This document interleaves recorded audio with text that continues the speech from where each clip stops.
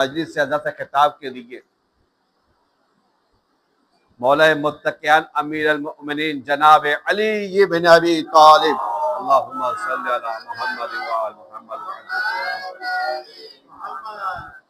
کا فرمان کہ آپ نے کلمات قصار کتاب نہج البلاغہ اور فرمان نمبر 301 میں ارشاد فرمایا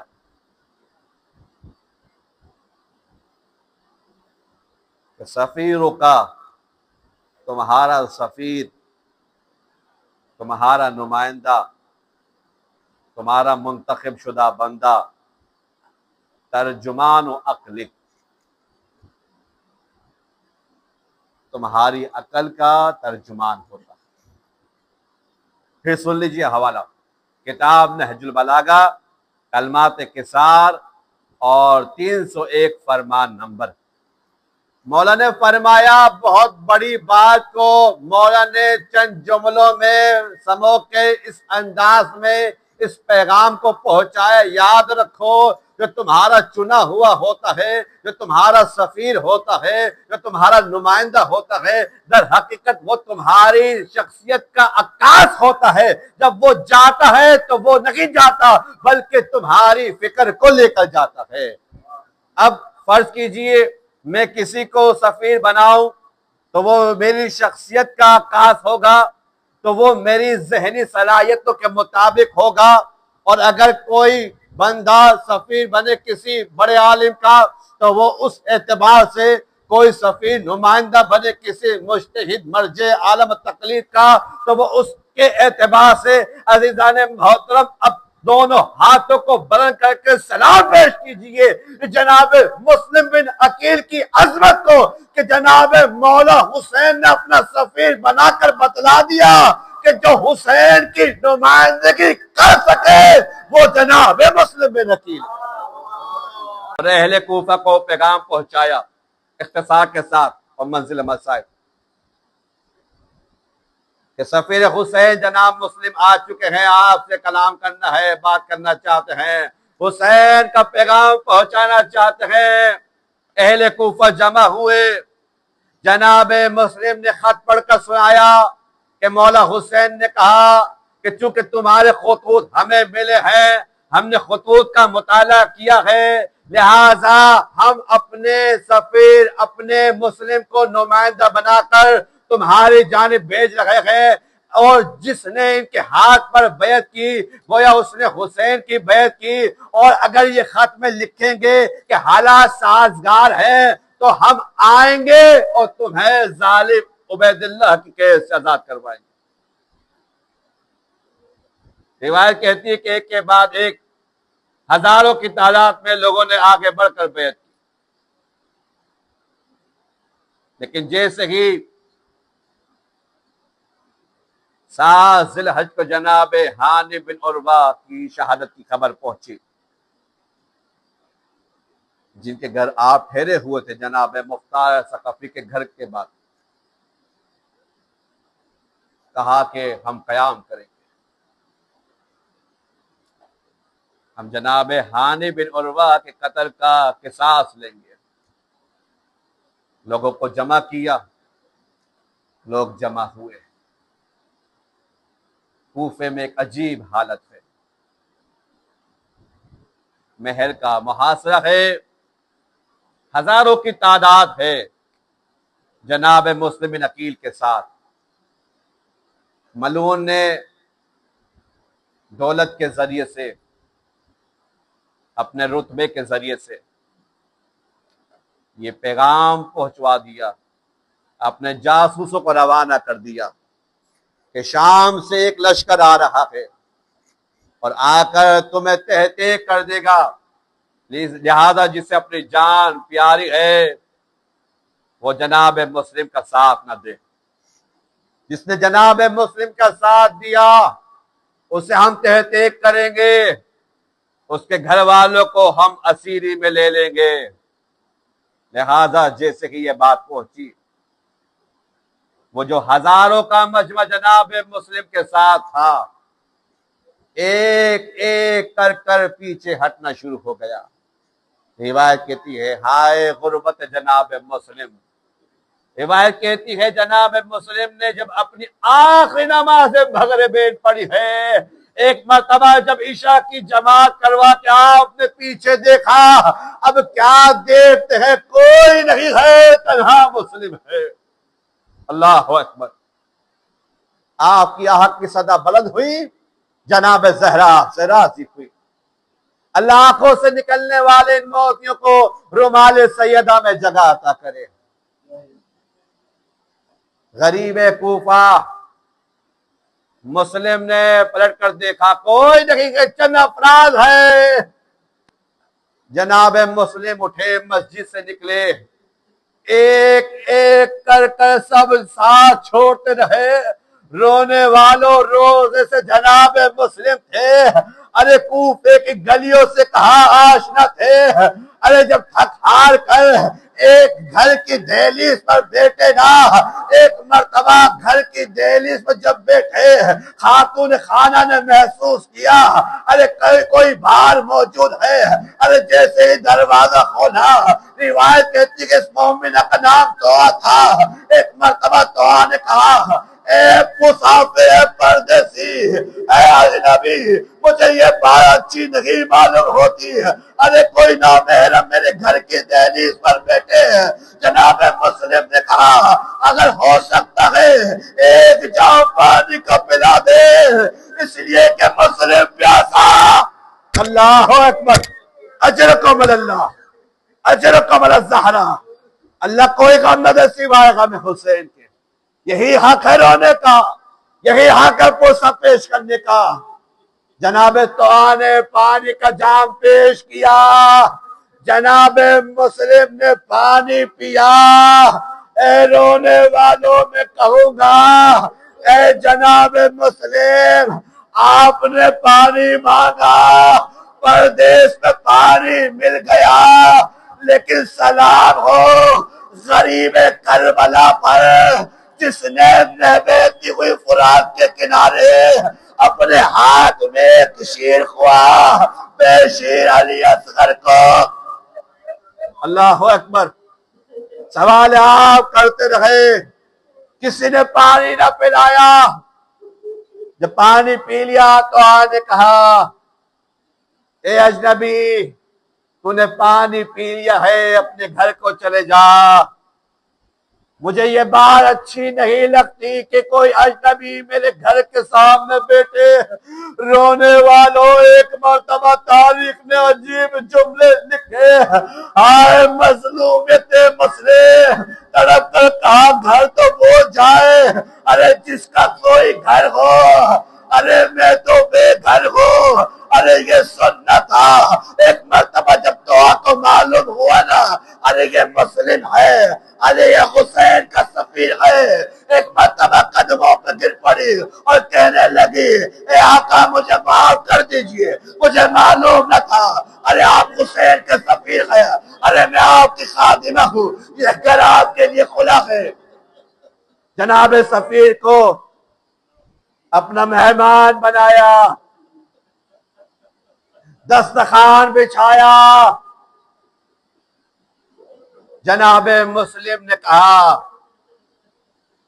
ہم تجھے اور مزید زحمت نہیں دینا چاہتے، بس آج مسلم کی آخری رات ہے، مسلم چاہتا ہے اپنے حسین کی طرح آخری رات خدا کی عبادت میں بسر کرے۔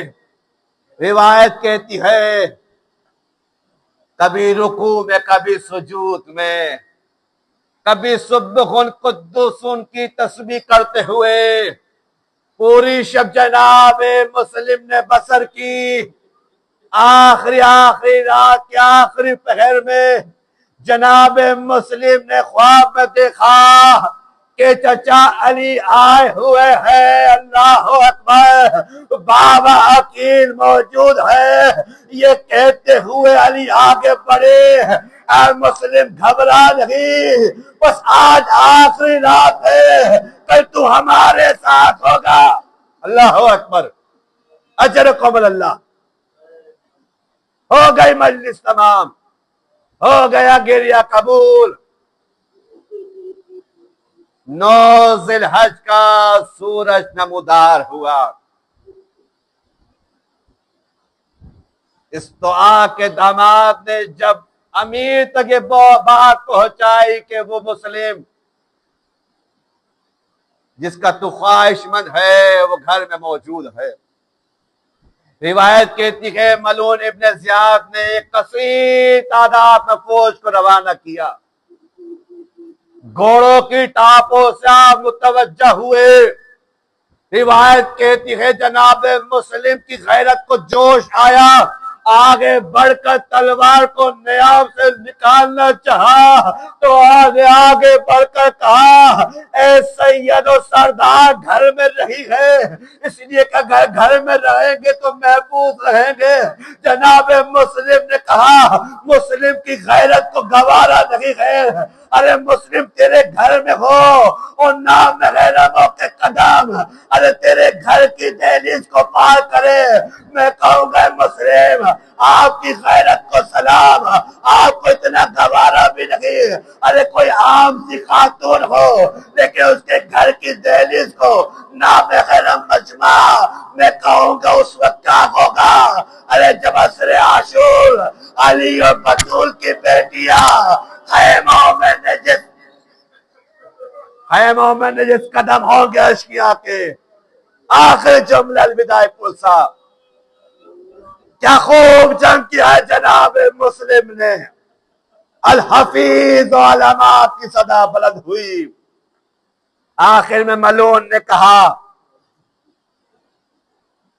یہ علی کا شیر دل بیٹا بھتیجا ہے، یہ عقیل کا بیٹا ہے، یہ عباس کا بھائی ہے، ایسے قابو نہ آئے گا، لہذا دھوکے سے گھڈا کھود کر اس پر جھاڑیاں رکھ کر جناب مسلم کو جب گڈھے میں گرایا گیا، ارے کوئی آگے بڑھ کر پتھر مارتا تھا، ارے کوئی گرم خاک کو چھاڑتا تھا، ارے کوئی تیر وار کرتا تھا، جناب مسلم کو المختصر گرفتار کیا گیا، ملون ابن زیاد کے دربار میں پیش کیا گیا، ہتھکڑیوں اور بیڑیوں میں گرفتار جناب مسلم ہے، لیکن سینہ تنا ہوا ہے، فقر سے سر اٹھا ہوا ہے۔ رونے والوں جب میں نے یہ روایت پڑھی نا، زخموں سے چور ہے لیکن آپ کا سینہ فقر سے چوڑا تھا، ارے سر آپ کا اٹھا ہوا تھا، اور یہ کہتے تھے میرا امیر تو فقط حسین ہے۔ مجھے وہ روایت یاد آ گئی جب اسی دربار میں محرم کے مہینے میں ایک اور علی والا آیا تھا، ایک اور حسین کا بیٹا، ایک اور علی آیا تھا، کسی نے پڑھ کر کہا تھا اے علی کے بیٹے مجھے لگتا نہیں ہے تو ہاشم کے گھرانے سے ہے، کہا کیوں؟ اس لیے کہ اب سے کچھ دن پہلے ایک اور ہاشمی جوان آیا تھا، ارے اس کا سر اٹھا ہوا تھا، تیرا سر جھکا ہوا ہے، طرف کا سجاد نے کہا تو نے انصاف نہ کیا، ارے وہ میرا چچا مسلم تھا، ارے وہ تنہا آیا تھا لیکن میں تنہا نہیں ہوں، ارے ذرا دیکھ میرے ساتھ میری ماں ہے، اللہ اکبر، میرے ساتھ میری ماں ہے، لیکن نے کہا ابن زیاد نے آخری جملے مسلم کو دارالامارہ لے جایا جائے، دارالامارہ لے جایا گیا، کہا مسلم کو تہتے کیا جائے، جلاد آگے بڑھا، تلوار کو نیام سے نکالنے لگا، آخری جملے ہو گئی، مجلس تمام، الوداع پرسا، تلوار نیام سے نکالی، روایت کہتی ہے کیا دیکھا؟ جناب رسول خدا سامنے موجود ہے، اپنے ریش مبارک کو پکڑے ہوئے تڑپ کر کہتے ہیں اے جلاد تیرا مسلم نے کیا بگاڑا ہے، اے جلاد کو تو مجھ پر یہ ظلم کرتا ہے۔ جلاد کہتا ہے مجھ سے رہا نہ گیا، ارے تلوار ہاتھ سے چھٹی، میں بھاگ کر ملون کے پاس گیا۔ ابن زاد نے کہا ارے کیا ہو گیا، مسلم کو دیتے کیوں نہیں کرتا؟ جلاد کہتا ہے امیر کیا کرو، جب میں چاہتا ہوں مسلم کو دیتے کرو، ارے میرے سامنے رسول خدا آ جاتے ہیں۔ رونے والوں آخری جملے ہو گئی مجلس تمام، جناب مسلم کو وقت ملا، جلاد کو پلٹنے میں وقت لگا۔ جناب مسلم نے شہادت سے چند دقائق پہلے دارالعمارہ کی بلندی سے کوفے والوں کو دیکھا۔ ارے کوفے والے اپنی عید کی خوشیاں منانے میں مصروف ہے، ارے باپ اپنے بچوں کی انگلیاں پکڑے ہوئے ہیں۔ ایک وقت یہ آیا جناب مسلم نے تڑپ کر کہا اے کوفے والوں میرے بچوں کو بھول نہ جانا۔ ارے مسلم تنہا کوفے نہ آیا تھا، ارے اپنے دو کمسن شہزادوں کو، اللہ اکبر، اپنے ساتھ دو کمسن شہزادوں کو لایا تھا۔